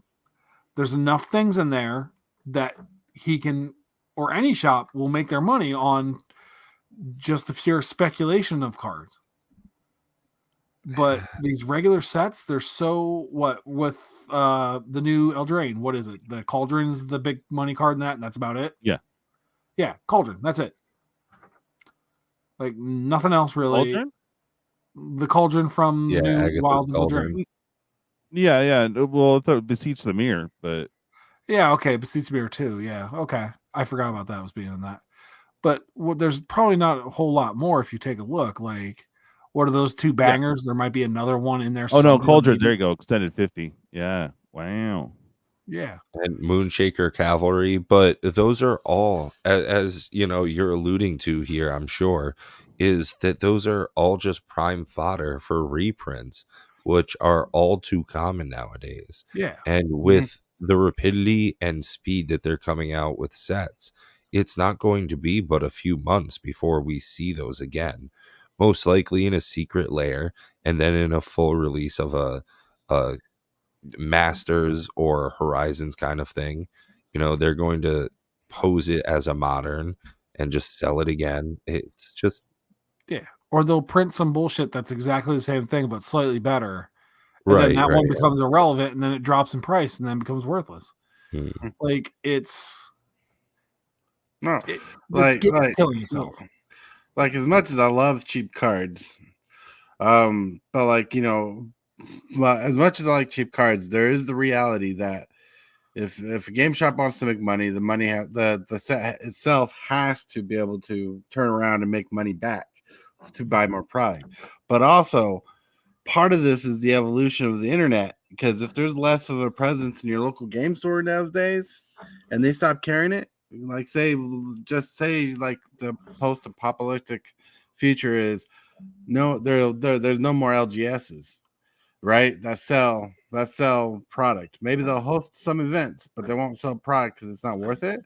That means all the value for Magic is online now, and that seems to be the more realistic fear at the moment, as far-fetched as it can feel. But it makes me wonder where it's going with the decline in profitability to the oversaturation of the market. Yeah, it's crazy because like this game's going to end up killing itself. If they keep going with these bad business practices, these choices, the game's going to kill itself. And it makes me sad because it was running so well for so long, and then greed took over. It was running so long for so well, and and never overlook that as something that was rare, because think about how many other card games have come and gone in the lifespan of the first card game ever being printed that was like that. It's so rare. But now they have Pokemon that's been around for a long time. They have Yu-Gi-Oh that's still seeing print now, and they're trying to match up to the quality of these lesser games. What they're trying to do is just try and focus on the new players that come in and play for a bit and go out. Yeah, the fiends, the addicts, the fiends are like, oh, the new thing. Ooh, Right. open, done. I mean, it's people like me who has their sweet, super cool cube, their super cool commander decks that if Wizards of the Coast closed down, I'm not hurting, Yeah. I'm not hurting. Like, even if the card value goes down, I still got play value. I still got my game pieces, as Brain likes to remind me for some reason. Game pieces. Yo, man, fucking Rudy's getting into that nowadays. And honestly, I think Rudy just says it because he's so left holding bags. Which, Right. I mean, hey, just to call a spade, when I showed up back in about 2020, right, and MTG was having a huge resurgence, I definitely saw a whole lot of alpha investments. I still watch most of his videos. And his huge backdrop that used to be awe-inspiring, right? He's got $1 million worth of sealed X product behind him. That used to make me go, oh man, look at this guy. Now when I watch those videos, I'm just thinking, of course he's losing his hair. He's losing his fucking ass too the whole time. Like it's sad that the things that used to be so laudable in the Magic the Gathering community, watching somebody, a multimillionaire, make these huge moves, and so many people are biting at the bit, and now it's I gotta scramble and do all these other TCGs because Magic the Gathering is no longer the milking cow that it used to be. Well, what one of the main problems is Wizards has been around long enough where they got to see the nostalgia for old players that prevalently most companies don't get to see for card games, and the nostalgia was a good choice on their part for a moment. Good choice to hit some reprints and some sweet sets, but they're killing the nostalgia now. Yeah, I mean, let's talk about one of their biggest mistakes they've made in the last 5 years is they reprinted shit that's not supposed to be reprinted in $1,000 proxy box. Right. But, and you know what? From our friend that we know, Pat knows more personally than I do, they're worth money still. Oh, yeah, absolutely. Right? Yeah. That's them producing forced collectability. Okay. like that's like forced collectability. We'll make cards cheap by printing out all these cards and printing out a good amount of them. But certain pieces we purposely want to catch the attention of people so they'll be worth more money, so people will chase them. They're trying to control what's collectible over what's not, so people still want to be in the game. Even to the point where I still note to today when Aftermath came out and they specifically noted that the way people collect cards was going to change after that. People will see the change. It's even doubled down more on that aspect. So my brain is going to be hooked on that. They're trying to collect. They're trying to control what is collectible, and they're trying to market it the way they can, so they know what will sell. They will know how to control the market. They'll know who buys what. Like secret layers are supposedly supposed to be collectible. What happens if a secret layer is so successful, sells all to every player in the game space, that it's no longer collectible? It's a system that's going to be broken someday. Yeah. Well, one of the issues I see, and I'm not disagreeing with your point whatsoever. It seems very soluble. Like, honestly, it's very understandable to see that view. To elaborate on it, I mean, I think that it's going to end up biting them by doing that. Yeah, Some good. sets, Jumpstart, a great example of that. They made a great product in the original Jumpstart. They screwed it up 3 or 4 more times in a row and then made another good one just to kind of screw with you. Now, by burning the buyers, as it were, in such a direct way, it makes it difficult to want to buy the product overall. Which I think Let's be more realistic. It makes it more difficult for someone at a caliber of us who's been in the game a long time to want to buy the product. It doesn't stop the new player.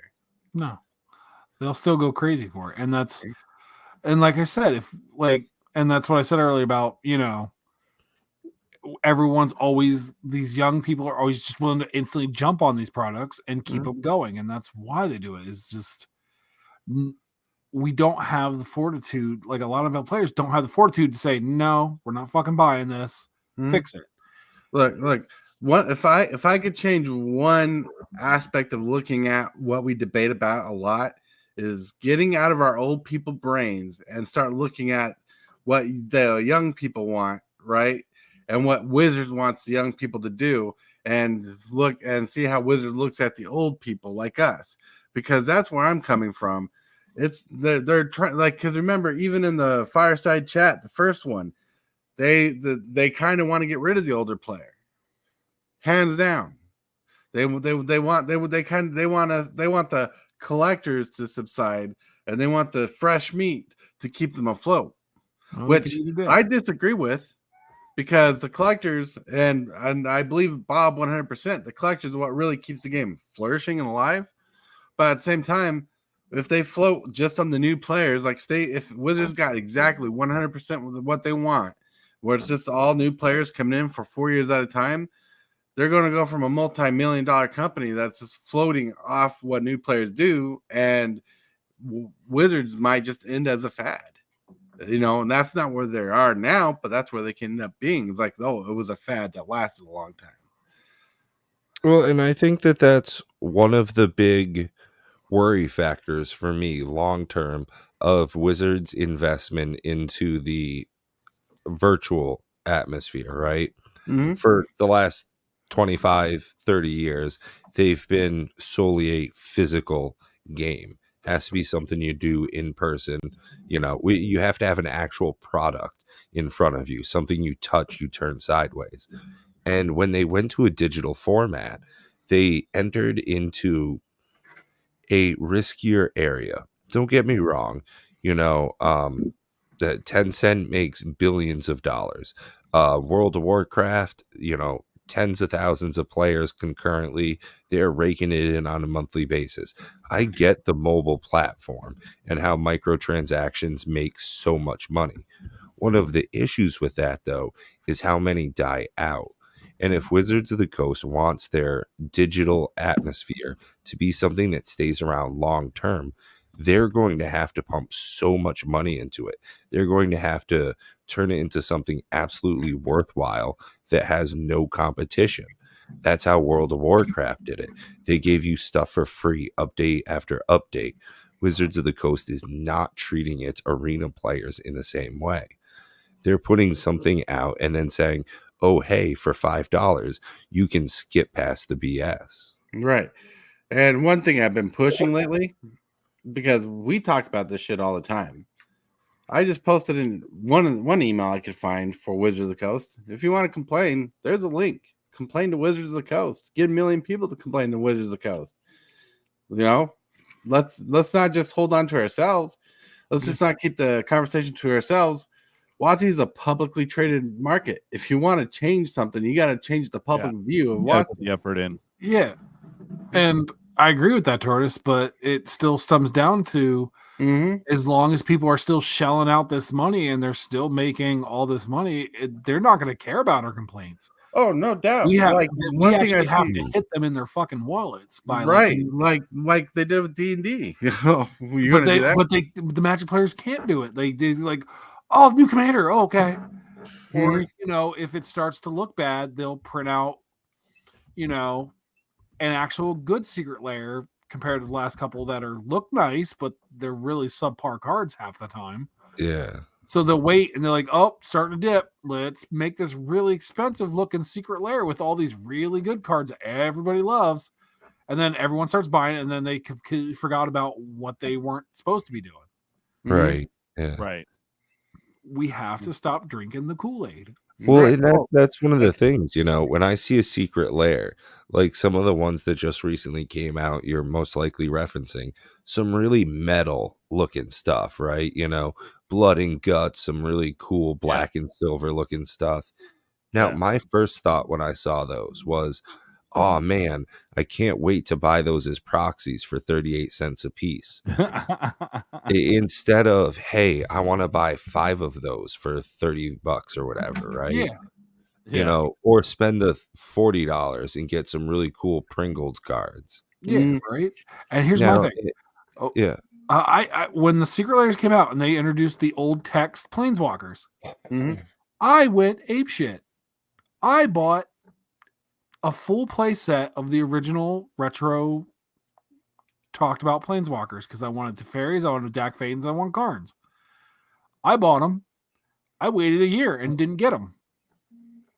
We went to the thing and they were just like, oh, we don't know what happened to it. Too bad. They wanted, and then they're like, just keep waiting. And then I said, well, we kept waiting. Nothing happened. They just refunded my money and not even said sorry or anything like that. Or they just refunded and never bothered. I never got them. I was pissed. And that's when then I heard about a lot of people getting that done with secret layers. Look what happened with the secret layer commander deck, the flipping whatever. Yeah, I win, kills you. That was took a while, but people eventually some people eventually got them. Yeah. There you go. That's the key word. Some people eventually got them. Yep. Yeah. And that's some were found in a dump. All of them, mostly. I know Matt got his because we got to play when I went out to Indy and met them. Nice. And speaking of people, I just want to give a big shout out to everybody we have here in the comment section. You know, thank you to Robert's Table. We've also got Michael Superbacker, WTF MTG. You know, a lot of great people showing up like Dual Brain, and of course KZ, always, you know, keeping it strong. And POA. Oh man, it was great. You know, I love when Tom's hanging out. He gets, you know, rowdy. I wish Bob was here so, you know, we could have Pack Opening Addict troll him a little bit. I love their back and forth they get. You know, Solar God, of course, showing up, you know, love what you're doing here. For sure. All right, gentlemen, I got to get off because I got to go to work at 5 a.m. Oh, brother. Thanks for joining us. I hope you have a good evening. Hopefully we'll see you next Thursday. Yep, you should. All right, sounds good. And I know you're missing it, so we have to get a choral going. Call! Call!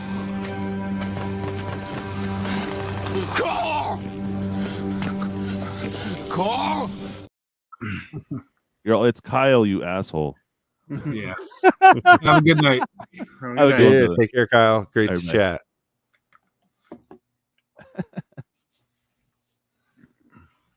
No, of course, Michael Superbacker. You know, it's always great getting on here, getting to chat with everybody. Things for me have been really busy at work, and they're actually about to crank up a bit more in the next month and a half. So I don't know if I'll be able to get on as often as I used to be, but it's always phenomenal stopping by, having a good chat, you know, previewing some cool cards and getting to talk to some of the people in here in the comment section. You know, you guys always keep it real lively and fun, so it's super enjoyable when I do get to come by here. Oh, for sure.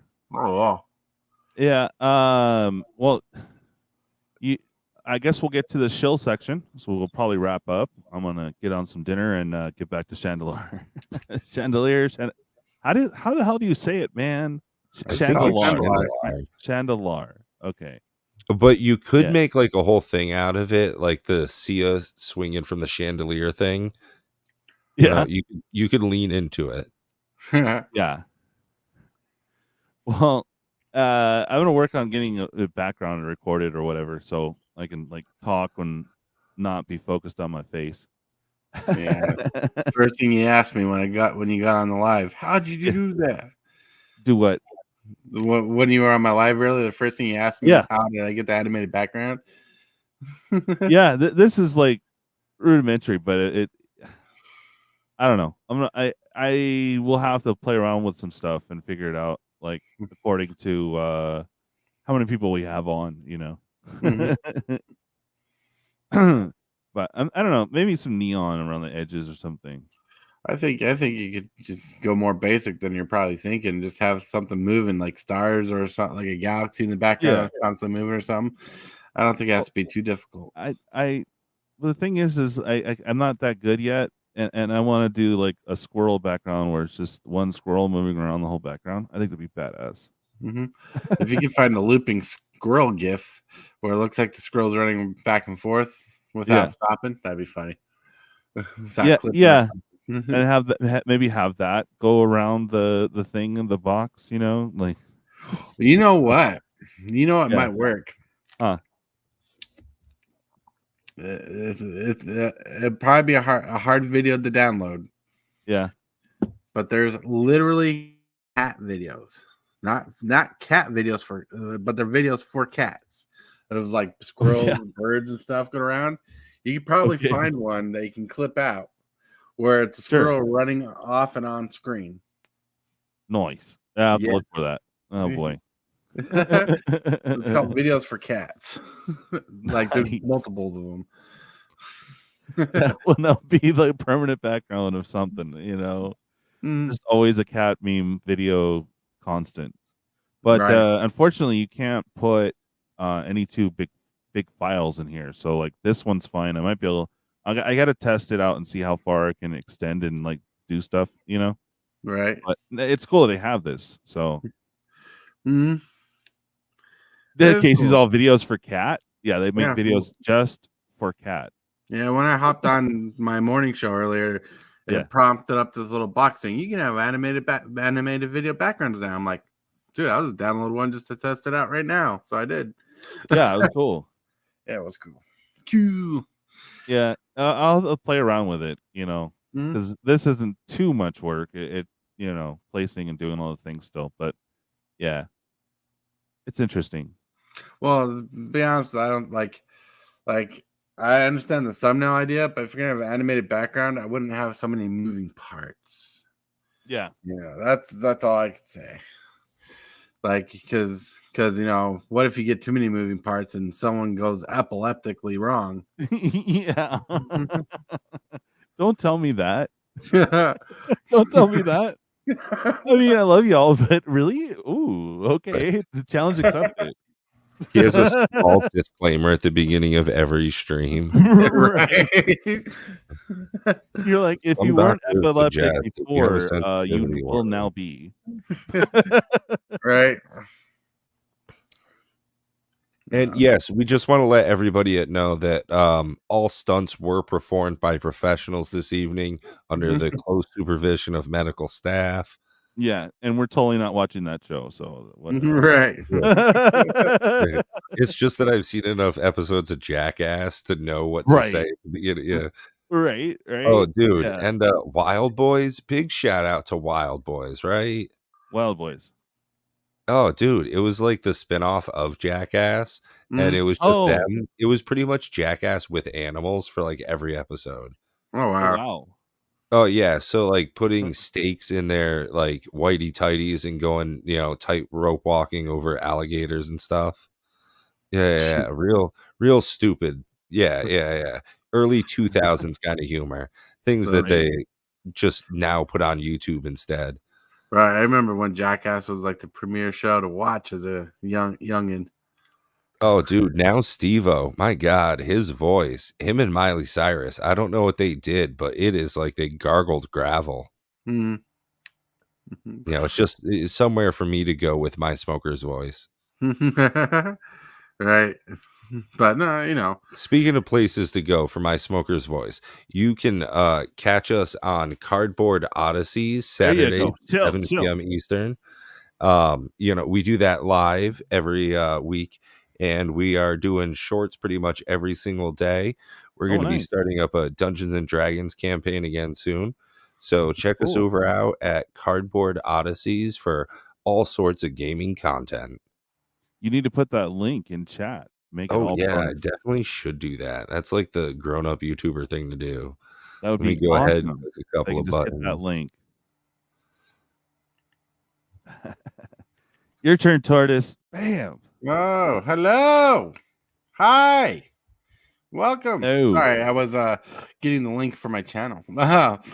Well, so every day of the week I try to put in a morning show at 11 a.m. called In the Shell. It's a group of people talking kind of like a round table, but it's not really round table. It's Tortoise because I have a weird structure. It's Tortoisey. But then There. I do gaming nights on Fridays. I sometimes do game nights, like Commander game nights on Saturdays, and Sundays I'm usually busy. So, but every morning I have a show. Check it out. There you It's go. called- And it's called don't In the forget Shell. Wednesdays. 11 a.m. DDT Standard Time. Ooh, yes, and like you can't see it, but you can't see the text all the well. But I'm actually working on branding my channel very, very much better and becoming more proper. Cool. Yeah, working on it too. Yeah. I'm awesome. I know. Thank you. Oh, always, dude. Always. Yeah. Well, I've been posted on Chandelar, so more of those videos coming up or lives. I know the last one was insane. I went like 16 hours. Plan on beating that, but not tonight. But I'll probably pop on here in a few hours after dinner. I'm not sure the time. Just gonna come on and play. Finally got my character to a good spot, so I know what to look for and get better. But good times. Well, besides that, we are working on the video for the 12 subscriber giveaway. Just kind of hitting a dip on like creativity, so I'm working on it. But we'll have that stuff coming out. Also, look on Discord and Facebook.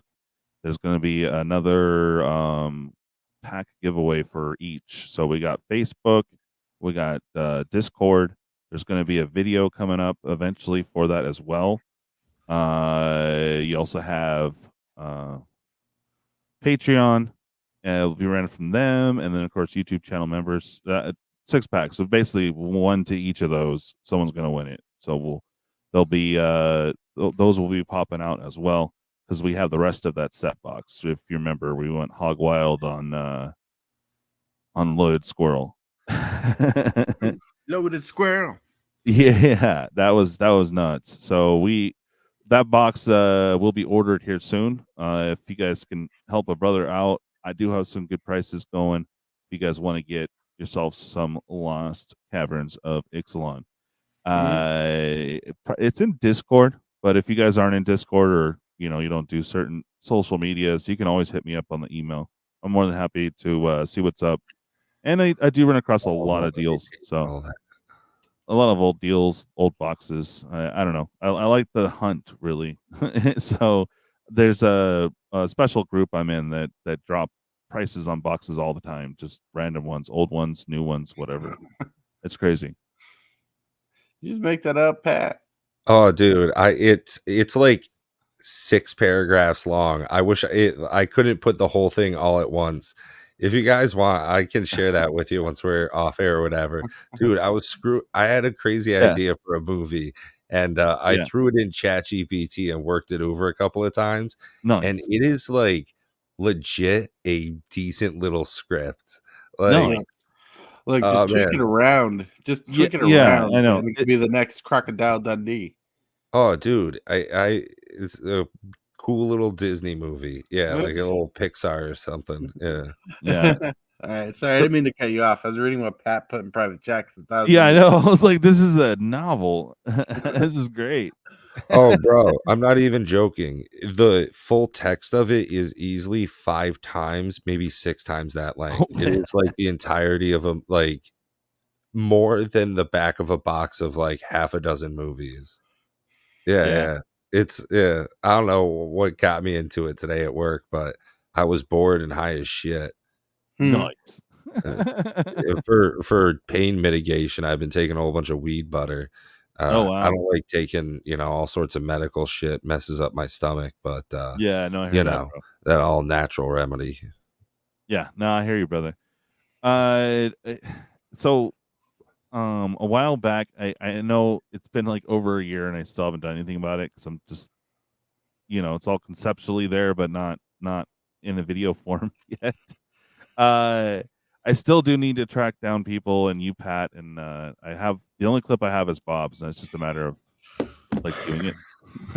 Anywho, I need clips from you and a few and Tortoise and others. I just haven't figured it out quite. This script, so I don't really do that. It's always on the fly. But anyways, I have another artist jumping in. It's just our friend Unveiled. He's going to be making some very fun tokens to add to those 5 mystery packs of like Glory 1 of 1s. Oh, cool. Yeah. So I'm still working on it. I know I'm slow. It's just conceptually I'm not like once I get it like boom, oh like cool, this is how I'm doing it. Cool, then I can like get her done basically, but it's not there yet. So it's I don't know. I'm trying to go retro 80s a little bit with it. You know what I mean? Like info commercial 80s. or retro 90s, really. I don't know. We'll figure it out. Retro 80s can go 2 ways. You can go very dystopian, poor looking, or you can go neon bright. That's right. Mm-hmm. Hey, Tortoise, I just want to let you know that you're bright like a diamond. Well, I was about to say, knowing your paycheck, you probably be going that dystopian poor look. Okay. Yeah. No, that looks too expensive, man. I'm kidding. No, you're good. Well, yeah. Like you get paid more than I do. Yeah. That is sad, bro. I don't, right? that is super sad. And I'm super saying it. But hey, we're gonna go ahead and wrap up. We're gonna I gotta get on some dinner. We're gonna go into the danger meeting right now. So thank you guys for watching, and I hope you guys had a wonderful time. We'll see you next Thursday and Sunday for late night EDH. And watch me for some more Chandelier Chandelar content. All right. Peace out. Wow. Woo-woo.